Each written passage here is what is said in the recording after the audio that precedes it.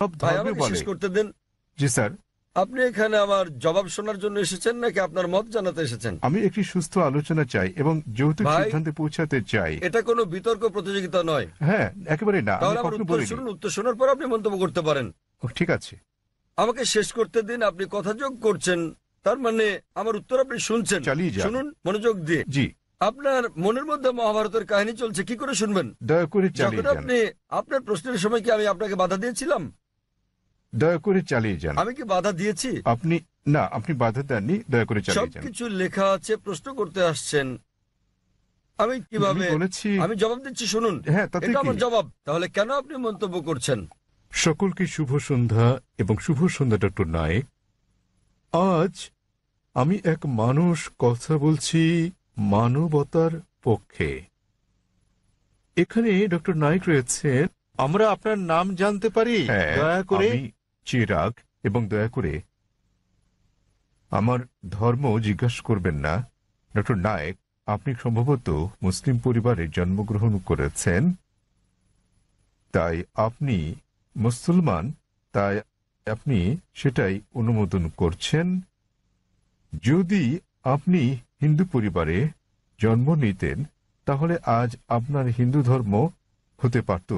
এক্ষেত্রে আমি মনে করি চরম জাতি কেন্দ্রিকতা থেকে আপনি ভাবছেন আপনার ধর্ম, সংস্কৃতি, বিশ্বাস ও ধারণা শ্রেষ্ঠ, তাই আপনি বলছেন যে শিখ অথবা আর্য সমাজ বা যে ধর্মেই প্রতিমা পূজা পরিত্যাগ করার কথা বলা হয়েছে সেটি আপনি সমর্থন করেছেন। আমার মতে একই জায়গায় ঘুরপাক না খেয়ে মানবতার ব্যাপক ধর্ম নিয়ে আমাদের আলোচনা করা উচিত। কোনো মন্তব্য কিংবা যুক্তি? ভাই স্যার, খুব সুন্দর একটা প্রশ্ন করেছেন।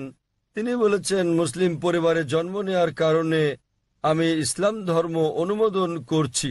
হতে পারতো আমি যদি হিন্দু পরিবারে জন্ম নিতাম তাহলে হিন্দু ধর্মই পছন্দ করতাম আমি, এবং আমি শিখ ধর্ম ও আর্য সমাজকে সমর্থন করি কারণ আমার দৃষ্টিভঙ্গির সঙ্গে তাদের মিল আছে এবং এর আশেপাশে আমি বিচরণ করছি। বরং আমার আরো বৃহৎ পরিসরে কথা বলা উচিত ছিল। খুব ভালো প্রশ্ন। হ্যাঁ ভাই আমি আপনার সাথে একমত। ১৯ বছর বয়স পর্যন্ত আমি মুসলমান ছিলাম কারণ আমার পিতা মুসলমান ছিলেন। বয়স ১৯ বছর হওয়ার পর আমি তুলনামূলক ধর্ম অধ্যয়ন করা শুরু করলাম। এখন আমি ব্যক্তিগত পছন্দে মুসলমান। আর বিশ্বাস করেন, যদি আপনি ইসলামের চেয়ে ভালো কোনো ধর্ম আমাকে দেখাতে পারেন তাহলে আজই আমি সে ধর্ম গ্রহণ করতে প্রস্তুত আছি। আজই। স্যার, আমি মানবতার ধর্মের কথা বলছি। ভাই আমি বলবো জি জি আমি বলছি যদি কেউ ইসলামের চেয়ে ভালো কোনো ধর্ম তা যুক্তি দিয়ে, বৈজ্ঞানিক তথ্য দিয়ে প্রমাণ করতে পারেন তাহলে আমি গ্রহণ করতে প্রস্তুত আছি। আপনি বলছেন মানবতার কথা। কে মানবতার নামে গ্রন্থ রচনা করেছেন? মহাত্মা গান্ধী। কে লিখেছেন? আপনি জানেন একজন মুসলমান ভালো মুসলমান হতে পারবেন না যদি তিনি ভালো মানুষ না হন। সে কথা সব ধর্মেই বলে। সব ভাই ধর্মে আমাকে বলে। শেষ করতে দেন। জি স্যার। আপনি এখানে আমার জবাব শোনার জন্য এসেছেন নাকি আপনার মত জানাতে এসেছেন? আমি একটি সুস্থ আলোচনা চাই এবং যৌতুক ভাই, সিদ্ধান্তে পৌঁছাতে চাই। এটা কোনো বিতর্ক প্রতিযোগিতা নয়। হ্যাঁ, একেবারে না, আমি তাহলে আমার কখনো উত্তর বলিনি। শুনুন, উত্তর শোনার পর আপনি মন্তব্য করতে পারেন। ঠিক আছে। আমাকে শেষ করতে দিন। আপনি কথা যোগ করছেন, তার মানে আমার উত্তর আপনি শুনছেন। চালিয়ে যান। শুনুন মনোযোগ দিয়ে। জি। আপনার মনের মধ্যে মহাভারতের কাহিনী চলছে, কি করে শুনবেন? দয়া করে যখন চালিয়ে যান। আপনি আপনার প্রশ্নের সময় কি আমি আপনাকে বাধা দিয়েছিলাম? দয়া করে চালিয়ে যান। আমি কি বাধা দিয়েছি? আপনি না, আপনি বাধা দেননি, দয়া করে চালিয়ে যান। সবকিছু লেখা আছে, প্রশ্ন করতে আসছেন, আমি কিভাবে বলেছি। আমি জবাব দিচ্ছি, শুনুন। হ্যাঁ, তাতে এটা কি? আমার জবাব। তাহলে কেন আপনি মন্তব্য করছেন? দয়া করে বলুন স্যার, দয়া করে বোঝার চেষ্টা করুন, আমাকে আপনার উত্তর বলুন। আমার উত্তর শুনলে আপনি বুঝতে পারবেন, অন্যথায় লাখ লাখ মানুষ বুঝলেও আপনি একই প্রশ্নই করে যাবেন। আমি একজন চিকিৎসক। এক ব্যক্তি একা দুটো বিষয়ের প্রতি মনোযোগ দিতে পারে না। উত্তর শুনুন, উত্তর দেওয়া হলে আর সমস্যা থাকবে না। তাহলে আপনাকে বুঝতে হবে আপনি মানবতার কথা বলছেন। আপনি প্রথমেই বলেছেন আমার ধর্ম জানতে চাইবেন না, পরে আপনি বলছেন আমি মানবতার পক্ষে। সর্বপ্রথম আপনি আপনার দৃষ্টিভঙ্গি শনাক্ত করতে লজ্জিত, তারপর আপনি মানবতার কথা বলছেন। আমি আপনার কাছে জানতে চাই মানবতা নামের বইটি কে লিখেছেন? এরকম কোনো বই আছে কি? মানবতার কোনো দিক নির্দেশনা আছে? আমি আপনাকে বলছি ভালো মানুষ না হয়ে একজন মুসলমান ভালো মুসলমান হতেই পারে না। সব ধর্ম বলে না। আমি বলার জন্য দুঃখিত যে আপনি অন্যান্য ধর্মগ্রন্থ অধ্যয়ন করেননি। আমি আপনাকে বলতে পারি, আমি উদ্ধৃতি দিতে পারি বেদ থেকে, অন্য হিন্দু ধর্মগ্রন্থ থেকে, বাইবেল থেকে উদ্ধৃতি দিতে পারি যেগুলো মানবতার বিরুদ্ধে যায়। আমি অন্য ধর্মের সমালোচনা করতে আসিনি। যদি আপনি কোনো ধর্ম অধ্যয়ন করে না থাকেন তাহলে দয়া করে এমন কিছু বলবেন না যে ব্যাপারে আপনার জ্ঞান নেই। কোরআনে বলা হয়েছে ফাসআলু আহলে যিকরি ইন কুনতুম লা তা'লামুন। সূরা নাহল অধ্যায় 16 আয়াত নম্বর 43, সূরা আম্বিয়া অধ্যায় 21 আয়াত নম্বর 7। আপনি তুলনামূলক ধর্ম বিষয়ের ছাত্র নন, তাই না জেনে কোনো মন্তব্য করবেন না। আমি বাইবেল থেকে উদ্ধৃতি দিতে পারি যা মানবতার বিরুদ্ধে। আমি আপনাকে চ্যালেঞ্জ করছি, কোরআন থেকে এমন একটা আয়াত বের করেন, নবী মুহাম্মদ সাল্লাল্লাহু আলাইহি সাল্লামের এমন কোন বাণী বের করেন যা মানবতার বিরুদ্ধে যায়। সুতরাং এমন কথা বলবেন না সব ধর্মে বলা হয়েছে। দুঃখিত, আপনার জানাশোনা বড়ই দুর্বল। আমি আপনাকে যা বলার চেষ্টা করছি, মানবতা মানে ঠিক আছে, আপনি কেবল স্ট্যান্ডার্ড 2-3 তে আছেন। আর আমি যা বলছি তা কেবল স্কুল পাস নয়, কেবল স্নাতক পাস নয়, বুঝতে হবে স্নাতকোত্তর পাস হতে হবে আপনাকে। ইসলাম মানে উচ্চ পর্যায়ের, কেবল মানবতার কোনো পর্যায় নেই। ভালো মানুষ না হলে কোনো মুসলমান ভালো মুসলমান হতে পারবে না। আমি আপনাকে চ্যালেঞ্জ করছি, ইসলামের এমন একটা দিক আপনি বলতে পারেন যা মানবতার বিরুদ্ধে যায়।